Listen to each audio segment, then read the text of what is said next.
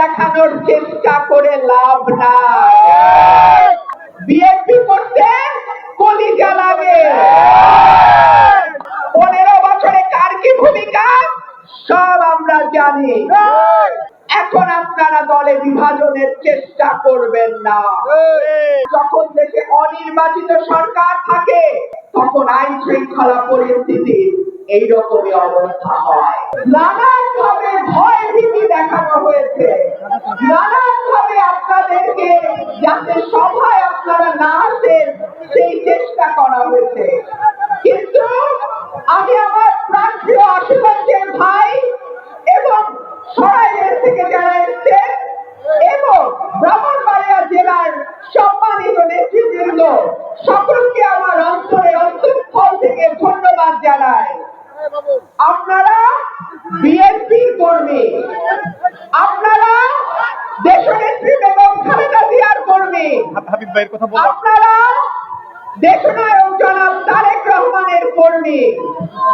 আমি বলেছিলাম যখন বিএনপি বিরোধী দলে ছিল, বিএনপি করতে কলিজা লাগে। ভীরু কাপুরুষের দল বিএনপি করে না।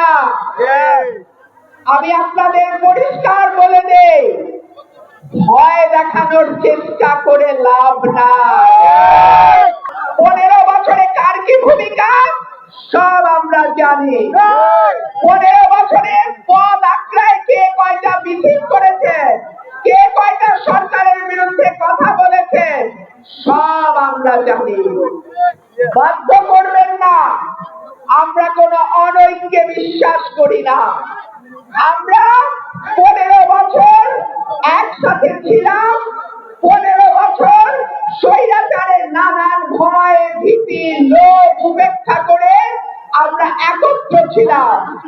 এখন যখন শেখ হাসিনা ভারতে পালায় যেতে বাধ্য হয়েছে, এখন আপনারা দলে বিভাজনের চেষ্টা করবেন না।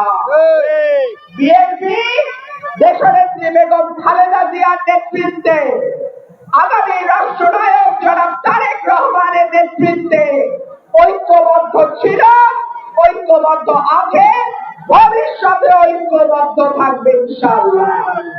আমরা হাসিনাকে বিদায় করেছি, আমরা আওয়ামী লীগকে বিদায় করেছি, কিন্তু আমরা কি চূড়ান্ত লক্ষ্যে পৌঁছাতে পেরেছি? আমরা এখনো চূড়ান্ত লক্ষ্যে পৌঁছাতে পারি না। আমাদের অ্যাক্টিং চেয়ারম্যান জনাব তারেক রহমান এখনো বাংলাদেশে ফিরতে পারেন নাই। আমরা একটি নির্বাচনের জন্য বারবার তাগাদা দিচ্ছি। অনেকে বলবেন বিএনপি বারবার নির্বাচনের কথা কেন বলে। আমি আজকে ব্যাখ্যা দেই কেন বিএনপি বারবার নির্বাচনের কথা বলে। আইন শৃঙ্খলা পরিস্থিতি লক্ষ্য করেছেন কি অবস্থায় গিয়ে দাঁড়িয়েছে?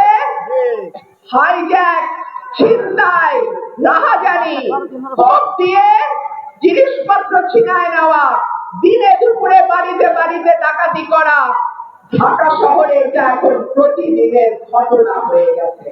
রাজশাহীগামী বাস 3.5 ঘন্টা ধরে সেই বাসে ডাকাতি হয়েছে।